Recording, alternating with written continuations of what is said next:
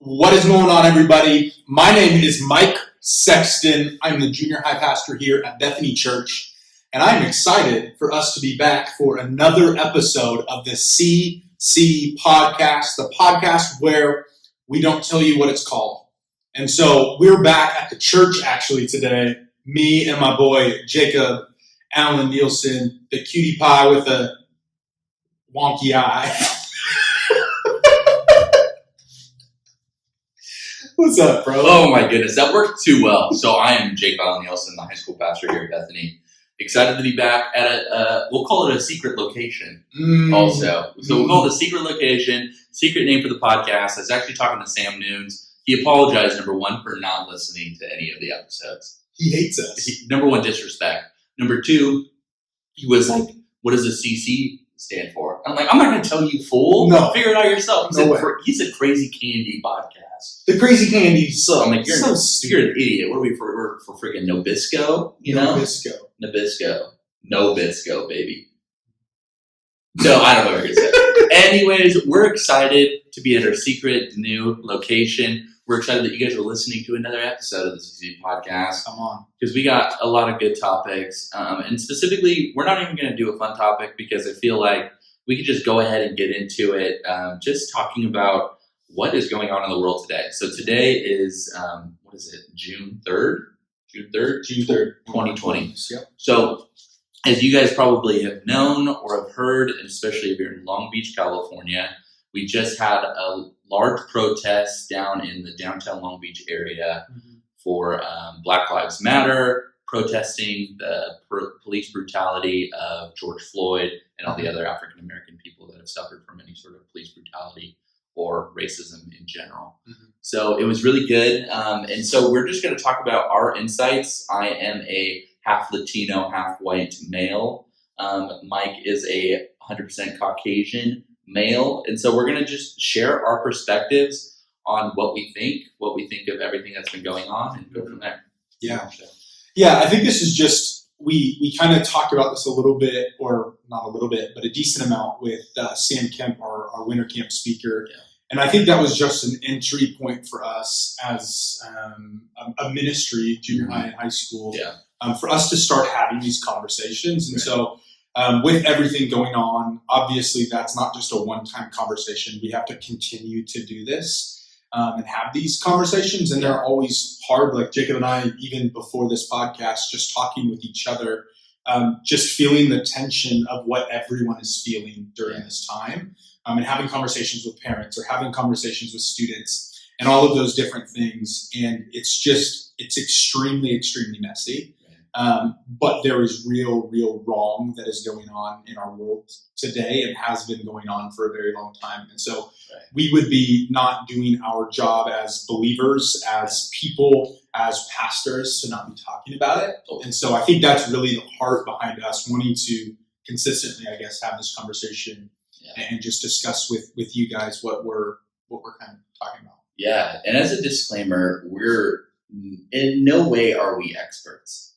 We love the gospel. We love what Jesus talks about and how he acts, but in no way will I say the right things all the time. For sure. So I think as we're going through this, I pray that you're just not picking it apart word for word, and also able to offer us grace, because once again, we're not experts. We don't know exactly what to say, the exact terms for all these things. So we're just going to do our best. We love Jesus. We love everybody. We believe that every human person carries the image of God, and that intrinsic value shows that we are 100% equal. So that is it. That's as simple as it is for us. And then we're going to just talk about what's been going on. So what's your thoughts like on the protests in Long Beach? What are the things that you saw? What are the things that you heard? Yeah. So first impression of the protest in Long Beach is that it was just beautiful.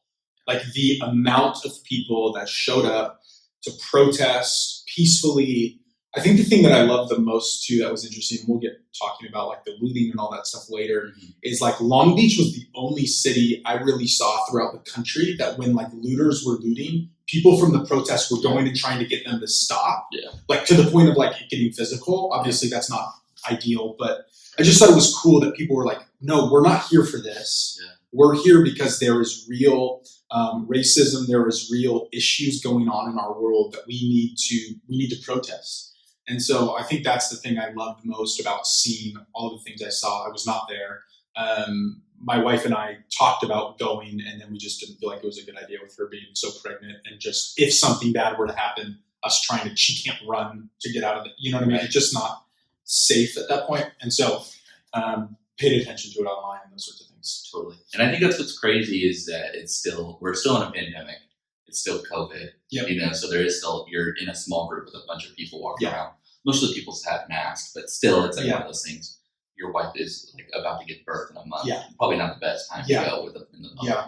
Yeah. But Sabrina went. Okay. I didn't go because I had to prepare for my message and stuff like that for that evening. But Sabrina and her sister went with a bunch of our friends, and they said it was amazing. There was cool. They were on Long Beach Boulevard. Why is my voice cracking so much?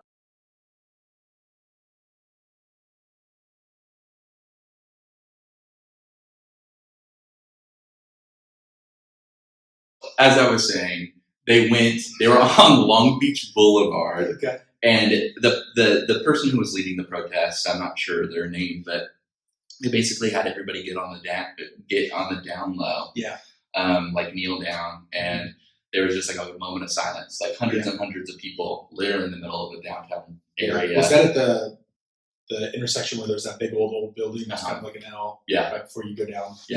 Yeah, so it was a super cool moment. It just, for them, just to be able to connect and to show like everybody is standing for this. Everybody wants racial equality across the city of Long Beach. So it seemed like a beautiful protest from what I was able to see, at the very beginning. She was like, it was very focused from like 3 to like 4:30. Yeah. And then as, the leaders started dispersing and leaving, it kind of just everybody was like, okay, what do we do now? Yeah. And so people started walking around, and the big majority started to leave by like 4:30. Okay. Yeah. Yeah. That's really cool.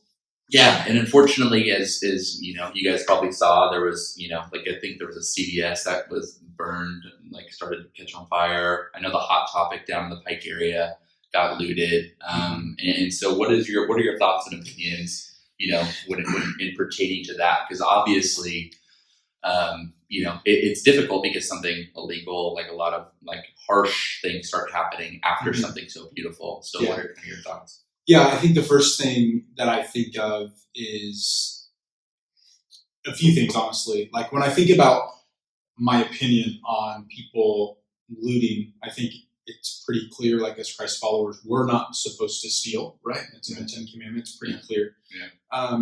But I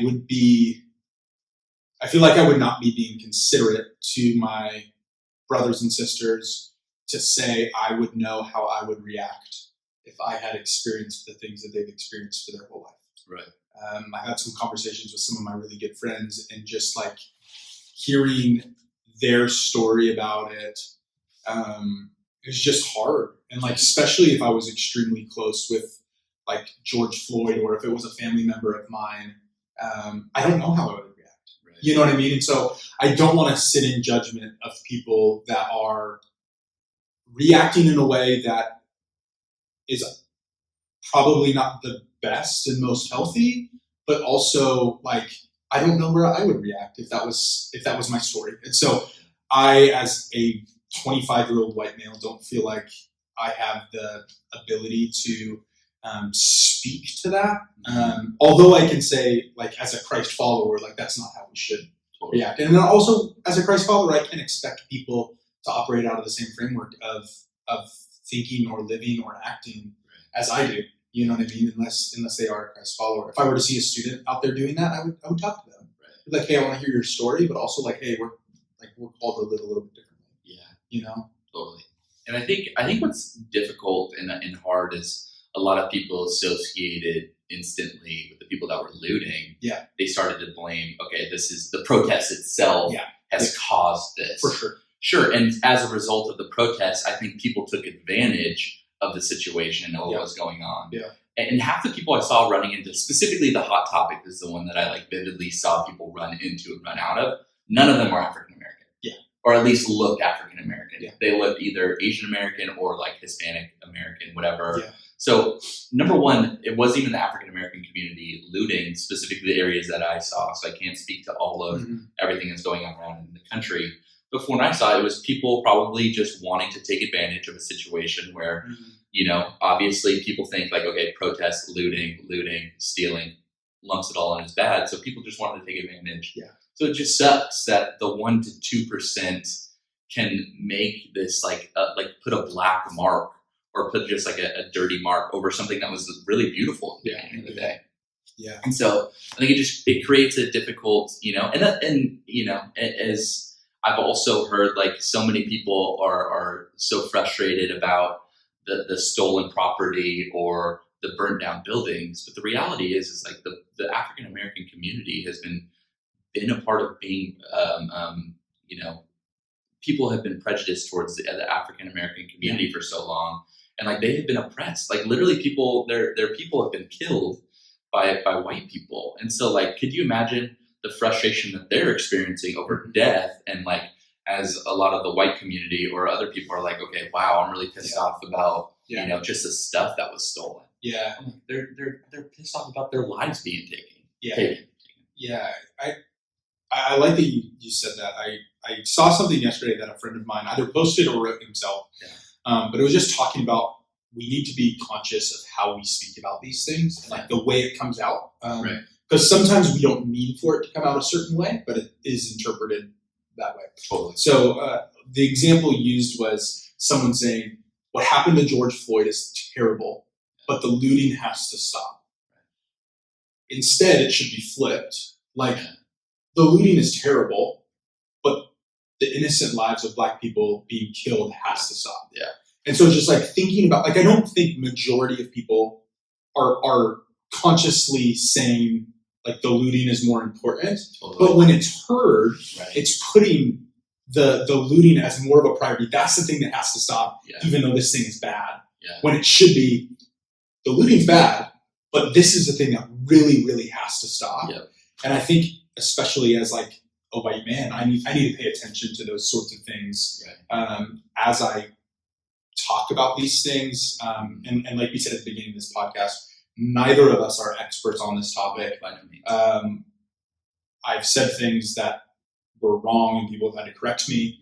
And that's just going to have to happen. And we can't allow that fear of saying something wrong to stop us from speaking out about things that are wrong. Totally. And I think to even go into like kind of a segue into the next point is like, what do we practically do with this Black Lives Matter movement? Like, how do we actually apply this to our lives? Like, it's really good to post things and to make people aware. That's great. But if it's not backed by physical action or by a life change, like what are we really doing? And so I think you said something that was really good is like holding each other accountable to like a higher standard. And I think that comes in all sorts of different ways. Like I know there's been countless situations where I've heard students or my friends say like the N-word. You know what I mean? And maybe it was during a song or maybe it was like in a funny situation and they weren't meaning it to be. No matter what, you shouldn't be saying that word if you're non-African American, regardless. And so I think we need to be able to, not necessarily call people out. Like I don't think you have to demean somebody, but I think you need to call that person up and hold each other accountable. Like the police officers that were in the middle of George Floyd's death, like they need to be held accountable for what they did. And so as a society, as people, as, a half Latino, half white male, a white male, as you guys, whoever's listening, we need to hold each other accountable to a higher standard and not let things slide under the radar anymore. I think, is there another like application or something that you thought of? I think something that I've wrestled with during this time, and I shared this in the last podcast when we talked to Sam about this, is that it wasn't until like the last 4 or 5 years of my life that I realized that I had white privilege. I just wasn't raised to realize that. I was in a predominantly white area that I just didn't know that was a thing. It was just the normal life that I grew up with, right? And so in the last few years, it's been me really trying to seek to understand. And it all started with me listening to my friends' stories of them telling me things, being like, holy cow, you're living life differently than me. Even though we're the same age, we go to the same college, we both play baseball, but we have two different experiences when we leave this field or whatever it would be. And I think the thing that's been hard for me that I've had to really wrestle with is just being honest that like I have grown up with prejudice in my life. Like, and I think part of it is as humans, we're uncomfortable with things that we haven't spent time around. Like there's a reason why when someone asks you to go do something you've never done before, let's say they want you to go surfing or wakeboarding or something like that, and you've never done it, there's a little bit of a fear there because it's something that's uncomfortable, right? You've never experienced it. And so I think for a lot of like white people that are not used to being around people of different ethnicities, they're uncomfortable, but that's wrong. Right. You know what I mean? And being able to be honest, like, yeah, this is something that like, I don't know why I have that trigger, like, but I have to stop. Like I'm responsible for stopping it.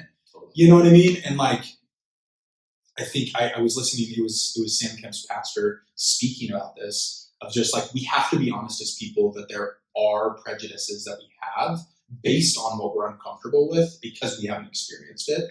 And like, when we're honest about that, we can start to build, you know what I mean? Yeah. And so I think for me, it's just being aware that like, yeah, I didn't even know I had white privilege until 5 years ago. Totally. And so like, I don't have it figured out. Like I'm just trying to seek to love people the best that I can in the midst of it all. And like I said, like I'm not an expert and I'm going to mess up and I'm going to fail.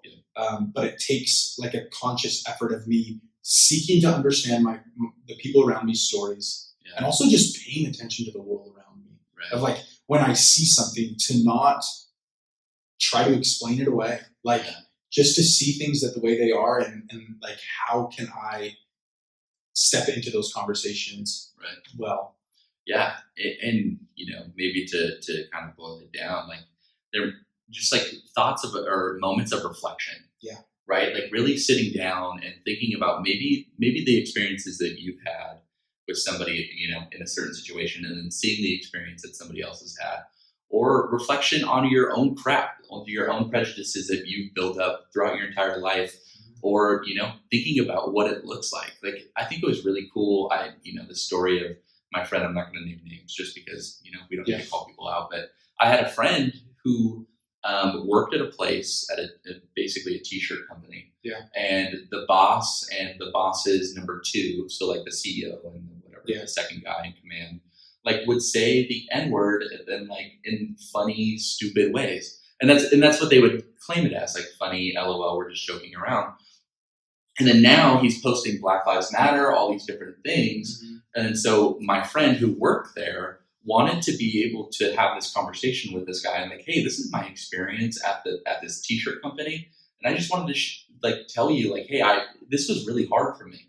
Like, you know, she was a Latina. She wasn't African-American. She was like, these are the things that you said. And now that I see you posting like Black Lives Matter, equality, all this stuff, like I want to like, you know, call you up, like holding people accountable for what they've done in like a really loving way. And the guy was super defensive at the beginning. Like, hey, it was a joke. I didn't mean to, like, blah, blah, blah. Why are you calling me out right now? But then later on in the conversation, he saw that she was just doing it to better and to hold him accountable for the things that he did and said. Yeah. And so I think there's a true, honest moments of reflection for all of us to be able to see like what we have done, how we have done it, and want change for others and for everybody at large. Because that's how we change the world. That's how we change this community. Is like small steps towards reflection of what we've done, how we've thought, and changing those things throughout our lives, like in the future. So it was super cool moment. That's so good. Yeah. That's so good. I had another thought and it's lost me right now. It's away from me. Yeah. And I don't like that. I don't know. Is there anything, what can I do to help? I don't know. You're probably not. I don't know. I think we just need to, I thought about it. Sure. One thing that I've been encouraged by in this season for myself of like, for the first time speaking out against these things, is like me speaking out. There's a lot of people in my world that were me 5 years ago, not knowing this was a thing or not paying attention enough to see it, right? Yeah. People that I love dearly, and that they probably have some underlying prejudice in their heart, in their way of thinking, that they probably don't even know is there.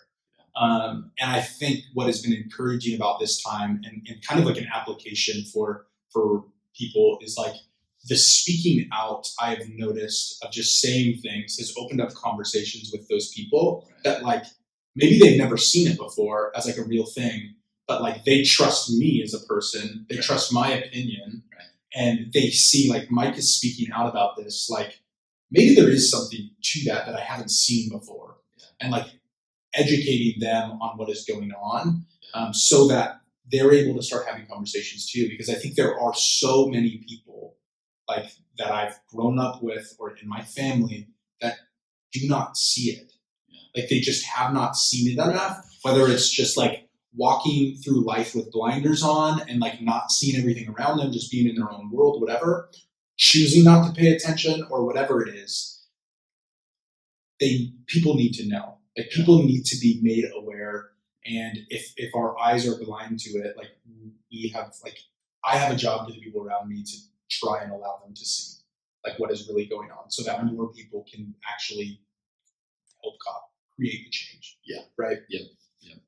I feel that. I think like for final words and kind of ending the podcast, like I this is something that I was like, oh, I want to type up and make a post.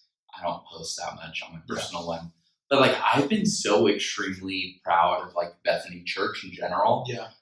Not to like gloat or because we work there or to make it like this is our church is the best church. Like I'm extremely proud of the steps that we've taken to be able to open up conversations. Yeah. Because I think there's a reality like 10, 15 years ago, this was never going to be a conversation that was going to be available, or I would have never felt comfortable having this podcast to be able to have a platform where I wasn't, told from leadership positions, told from the lead pastor, like I believe in you guys. I'm not going to sit there and micromanage everything you guys say. Mm-hmm. So I think that, just extremely proud of leadership, willingness to have hard and tough conversations, because we're not perfect. We're not trying to be perfect, and we are not experts. We are going to mess up. But I think wanting to kind of stand in the muck and the messiness of all of it and being willing to start something is really powerful and good. And I hope, if you're from another church, if you're from a church that maybe aren't having conversations like this, I would,